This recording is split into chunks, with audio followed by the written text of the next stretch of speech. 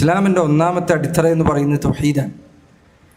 വിശുദ്ധ ഖുർആനിൽ അല്ലാഹു സുബ്ഹാനഹു വ തആല ആദ്യമായി കൽപ്പിച്ച കാര്യം തൗഹീദാണ്.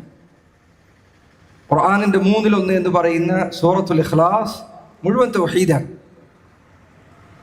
സൂറത്തുൽ ഇഖ്ലാസ് തൗഹീദാണ്. സൂറത്തുൽ ഫാത്തിഹ തൗഹീദാണ്. ആയത്തുൽ കുർസി തൗഹീദാണ്. നബി സല്ലല്ലാഹു അലൈഹി വസല്ലം തൻ്റെ ജനതയോട് ആദ്യമായി പറഞ്ഞത് തൗഹീദാണ്.